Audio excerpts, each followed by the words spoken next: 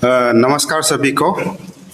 आज हम आदिवासी केबांग यू डूइंग टीम पासीघाट प्रेस क्लब में अपना एंगर और ये को सौरों को एक्सप्रेस करने आया है। आप सभी को पता है रिसेंटली जो सांगो प्राइवेट स्कूल में एक बहुत ही दुखद घटना हुआ है, जिसमें हमारा जो किड्स लोग को बच्चों लोग को मोलेस्टेशन का केस हुआ है। उसको लेके आदिवासी केबांग यू डूइंग ये को आपका 2 days बैक जो भी विक्टिम फैमिलीज लोग है, विक्टिम अफेक्टेड स्टूडेंट्स है, वो लोग का पेरेंट्स लोग का साथ एक जॉइंट मीटिंग किया था। वो मीटिंग में कुछ सर्टेन पॉइंट्स जो पेरेंट्स लोग रेस किया है, उसको हम on behalf of the parents हम लोग आदिवासी केबांग यू डूइंग एक्सप्रेस करने आया है। इसमें जो विक्टिम्स लोग का पेरेंट्स लोग सर्टेन पॉइंट्स हम लोग का सामने रखा है, जो हम लोग सरकार का सामने रखना चाहता है। नंबर 1, आपका immediate transfer relocation of students to the other institution and bear the expenses। इसमें जो अफेक्टेड स्कूल का जो जिस स्कूल में इंसिडेंट हुआ है, वो स्कूल तो आप सभी को पता है डिस्ट्रिक्ट एडमिनिस्ट्रेशन का ऑर्डर से क्लोज हो गया। तो जितना भी वहाँ पे स्टूडेंट है, उसको स्टेट सरकार, आपका state of Arunachal Pradesh responsibility दे के डिस्ट्रिक्ट एडमिनिस्ट्रेशन को, deputy director of school education को क्लियर कट डायरेक्शन देना है कि जहाँ जहाँ पेरेंट्स लोग चाहता है वो स्कूल में इमीडिएटली वो लोग को रिलोकेट करना है। एंड रिलोकेट करके सिंस सांगो स्कूल में जो बच्चे पढ़ रहे थे, वो लोग मेजॉरिटी लोग आपका हम लोग का economically well to do family से नहीं आता है। सब ज़्यादातर लोग आपका विलेजर्स लोग है। तो जितना भी अभी रिमेनिंग एकेडमिक सेशन का जितना भी एक्सपेंसेस है, उसको भी गवर्नमेंट देख देना है। Number 2 point, refund of fees for the academic session 2025-26। इस बार का जो एकेडमिक सेशन में जो भी पेरेंट्स लोग अपना बच्चों का एडमिशन में जितना खर्चा हुआ है, एक्सपेंसेस हुआ है, उसको भी रिफंड करना है। तीसरा पॉइंट है आपका capital punishment for main accused. ये जो सभी पेरेंट्स जो एकजुट होके इन यूनानिमस वॉइस हम लोग का सामने रखा है, जो भी मोलेस्टर है उसको कैपिटल पनिशमेंट जैसे भी दिलाना है under relevant section of law. Then number 4, psychological counselling. जो बच्चों का जो साइकोलॉजिकल ट्रॉमा हुआ है, उसके लिए गवर्नमेंट एक इमीडिएटली एक कमिटी कॉन्स्टिट्यूट करके पासीघाट में एक जितना भी अफेक्टेड बच्चे हैं उसको साइकोलॉजिकल काउंसलिंग करना है, और वो प्रोफेशनल लोग को ये डिजिग्नेट करके पासीघाट में आपका जितना भी बच्चे हैं उसका साइकोलॉजिकल काउंसलिंग कराना है। Then concessional marks to affected student. इसमें आप लोग को पता है कि प्राइवेट स्कूल का और अलग अलग स्कूल का अपना अलग अलग सिलेबस होता है। बारिंग आपका जो बोर्ड एग्जाम देता है वो लोग का तो नॉर्मली सेम होता है, लेकिन जो आपका क्लास 1 to 4 हो गया एंड देन क्लास 6 and 7, ये लोग का सिलेबस अलग अलग होता है। तो अभी अलग स्कूल में जाएगा तो ये बच्चे रिमेनिंग 3-4 मंथ्स में रेस्ट ऑफ द सिलेबस को कवर नहीं कर पाएंगे, क्योंकि सिलेबस ही अलग होगा। तो इसके लिए जितना भी बच्चे रिलोकेट होंगे उसको सरकार की तरफ से जहाँ भी एडमिशन लेगा उसको डायरेक्शन देना है, ये लोग को कंसेशनल मार्क्स देना है करके। एंड देन आपका नंबर 6, ये जो अभी इन्वेस्टिगेशन चल रहा है उसको हम लोग on behalf of the public Adi Bane Kebang youth wing district police को भी अप्रिशिएट करता है। वो लोग भी अप्रिशिएबल काम कर रहा है इसमें। हैविंग सेड दैट, ये चीज़ जो आपका कोर्ट कचहरी में जो बाद में इन्वेस्टिगेशन पोर्शन ओवर होने के बाद फंस जाता है, तो हम लोग पेरेंट्स लोग को ये एंगल को डिस्कस करते समय में पेरेंट्स लोग का यूनिनिमसली ये कहना था कि ये केस के लिए सरकार एक फास्ट ट्रैक और डेडिकेटेड कोर्ट सेटअप करना है करके। Then number 7, reimbursement towards medical expenses of victims. आप सभी को पता है कि नहीं, ये अभी तक एक विक्टिम जो है सीरियस कंडीशन में है और मेडिकल में है, उनका मेजर ऑपरेशन होना है, तो जितना भी एक्सपेंसेस है पेरेंट्स अभी भी बियर कर रहा है। तो सरकार से हम Adi Bane Kebang youth wing on behalf of the parents ये अपील करता है कि जितना भी ये जो सीरियसली जो इंजूर्ड थे और अफेक्टेड थे, जिसका अभी मेजर ऑपरेशन भी होना है, उसका जितना भी मेडिकल एक्सपेंडिचर है और बाकी स्टूडेंट का भी जितना मेडिकल एक्सपेंडिचर है, इसको सरकार रीइंबर्स करना है।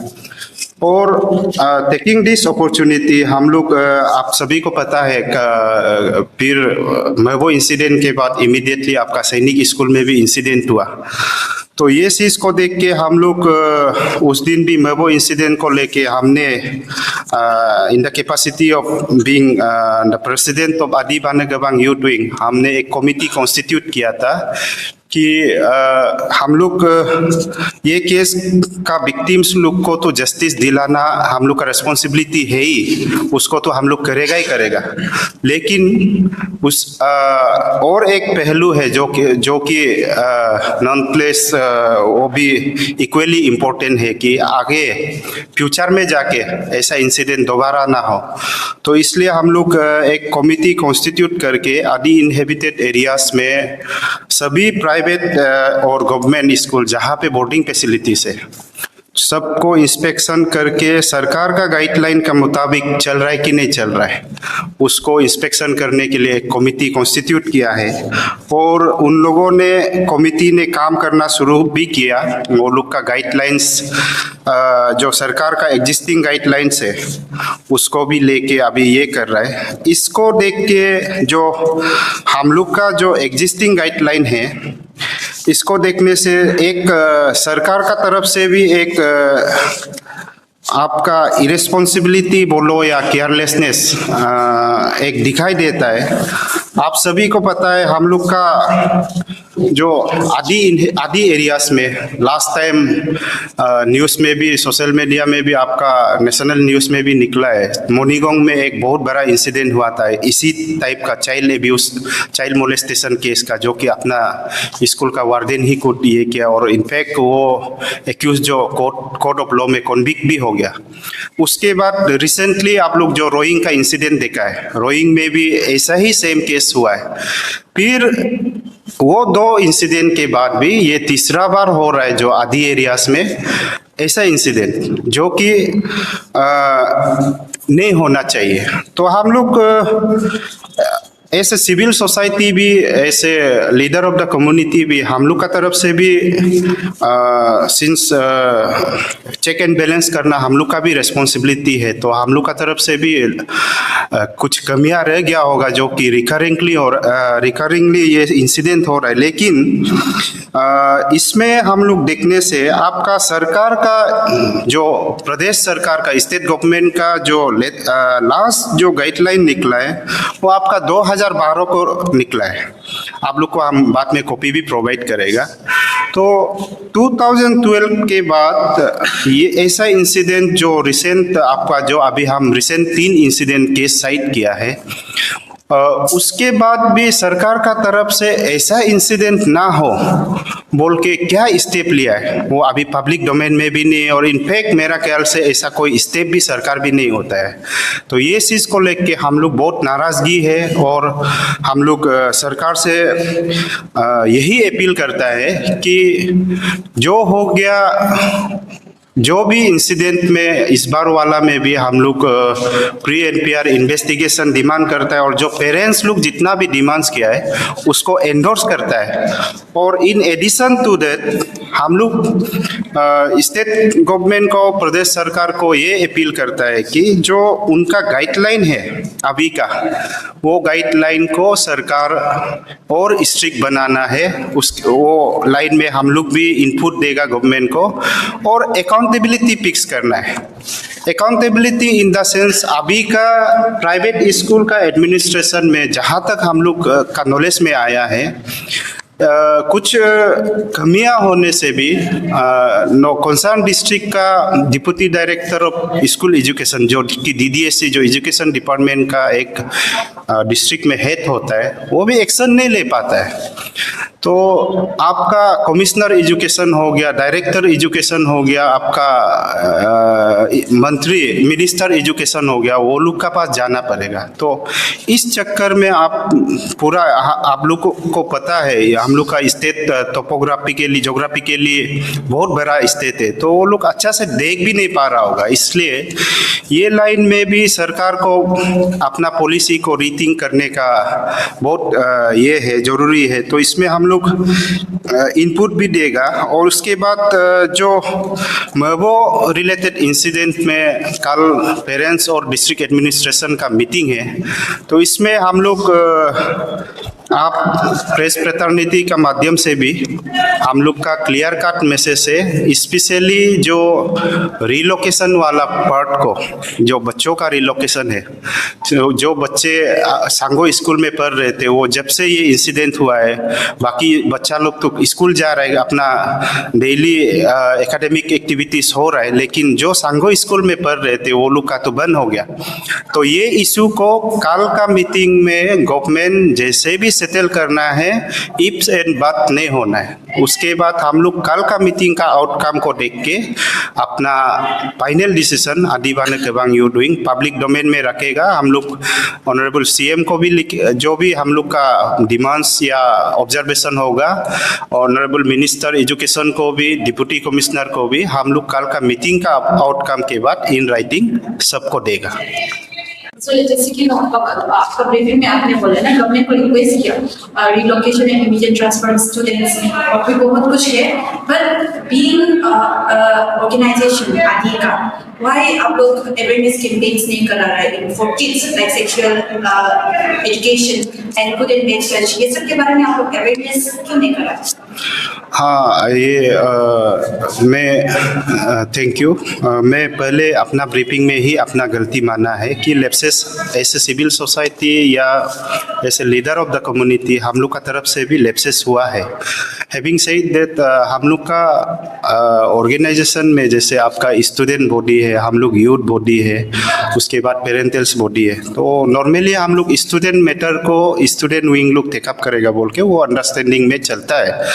फिर भी जब स्टूडेंट विंग टेकअप नहीं करता है तो हम लोग भी करना चाहिए था। उसको संज्ञान में लेते हुए हम लोग अभी एक कमिटी कॉन्स्टिट्यूट किया है, और इनफैक्ट उसी का लाइन में हम लोग ये गाइडलाइन भी सरकार से ऑब्टेन किया, और इसमें चेक लिस्ट बना के हम लोग स्कूल आज हम लोग numbers of private school east Siang में कितना है उसका भी लिस्ट निकला है। उसमें आपका 31 रजिस्टर्ड स्कूल है और 5 नंबर्स ऑफ प्राइवेट स्कूल जो कि अभी गवर्नमेंट में रजिस्टर्ड ही नहीं है, फिर भी चल रहा है। तो ये सब को हम लोग school to school in depth अभी हम लोग विजिट करेगा। विजिट करके वहाँ का जो इंफ्रास्ट्रक्चर है, वहाँ का जो उसमें गवर्नमेंट का जो चेकलिस्ट दिया है उस मुताबिक वो लोग कर रहा है कि नहीं कर रहा है, सबको चेक करेगा। एंड साथ ही साथ हमारा जो आदिबाने केबांग यूथ विंग का जो east Siang district unit and committee member मिलके हम लोग अवेयरनेस प्रोग्राम भी रखा है। उसमें हम लोग का हम लेडीज लोग से जो यूथ का मेंबर्स है वो लोग से हम लोग जो आप पूछे हैं कि गुड एंड बैड टच हो गया, आपका सेक्स एजुकेशन हो गया, ये सब का बारे भी हम लोग अवेयरनेस साइमल्टेनियसली कराएंगे स्कूल वाइज। सर जैसे कि आपने बोला कि आप लोगों ने इमीडिएट बॉडी कॉन्स्टिट्यूट किया जहाँ जो अभी स्कूल्स में जाके इंस्पेक्शन कर रहे हैं, तो आप लोग जैसे कि इंफ्रास्ट्रक्चर्स को भी कर रहे हैं, तो हमारा आपसे पूछना ये है कि आपके जो टीचर्स रहते हैं तो मोस्टली प्राइवेट स्कूल्स में देखा जाए तो हमारे लोकल लोग भी बाहर से आए हुए हैं, दो they are from north east like Assam, Manipur, Nagaland, ये लोग के हैं, तो उनके डॉक्यूमेंटेशंस को लेके भी आप क्या चेकिंग करने वाले हैं? हाँ, ऑब्वियसली आपका इसमें डायरेक्टर ऑफ एजुकेशन का चेकलिस्ट में हम लोग को 28 नंबर्स है, जो एवरी स्कूल जो भी स्कूल हमारा स्टेट ऑफ अरुणाचल प्रदेश का अंदर का में जितना भी स्कूल खोलता है, ये गाइडलाइंस को ये डॉक्यूमेंट्स होना पड़ेगा करके। तो उसमें जो टीचर्स का जो स्ट्रेंथ एंड टीचिंग स्टाफ का एजुकेशन क्वालिफिकेशन भी क्लियर कट दिया हुआ है। जैसे आपका कोई भी टीचर हो वो एज पर एनसीटी नॉर्म्स में आपका डाइट होना है या बीएड होना है और जीटेट या अपटेट होना है। तो क्वालिफिकेशन सरकार का तरफ से गाइडलाइंस दिया है, इम्प्लीमेंटेशन पोर्शन में प्रॉब्लम हो रहा है क्योंकि मॉनिटरिंग करने वाला कोई नहीं है। कोई स्कूल अगर नॉर्म्स को ब्रेक करता है, एक्शन लेने वाला कोई नहीं, तो उसको लेके हम लोग एवरी जितना भी चेकलिस्ट दिया है, इसको हम लोग जितना भी रिक्वायरमेंट है उसको चेकलिस्ट बना के school wise in detail in depth हम लोग चेक करेंगे।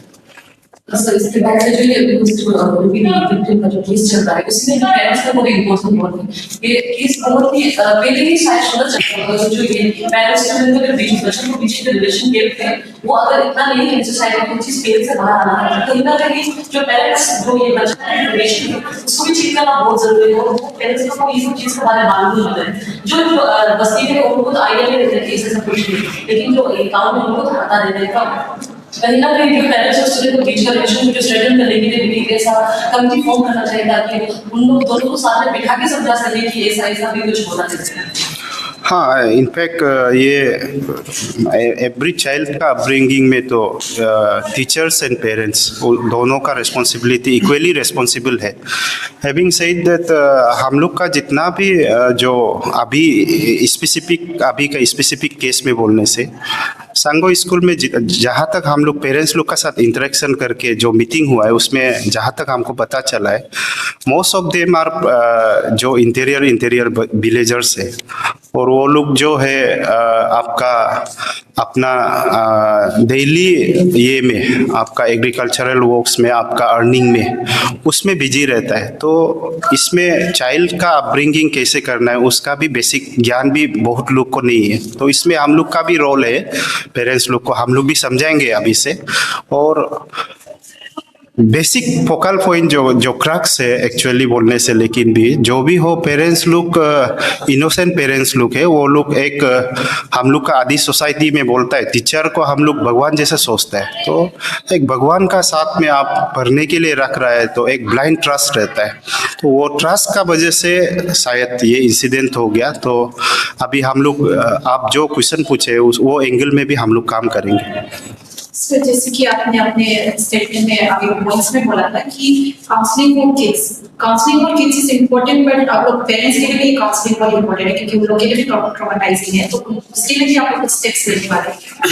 काउंसलिंग एक्चुअली जो अभी हम लोग आप लोग के सामने जितना भी डिमांड्स रखे हैं, तो ये डिमांड्स में सब 100% पेरेंट्स लोग का ही डिमांड है। हम जैसे पहले भी बताया, हम लोग का आदिवाने केवांग यू टूइंग का जो हम लोग का ग्रीवेंसेस होगा या हम लोग का डिमांड्स होगा या हम लोग का जो भी सजेशन एंड फीडबैक होगा, हम लोग कल का मीटिंग का आउटकम को ऑब्जर्वेशन में लेते हुए, कंसिडरेशन में लेते हुए रखेंगे। तो आपका सजेशन को भी हम लोग कंसिडरेशन में लेके पेरेंट्स लोग का भी काउंसलिंग हम लोग को सरकार का तरफ से नहीं होने से भी एबीके का आदिवाने केवांग यू टूइंग का साइड से भी हम लोग ट्राई करेंगे।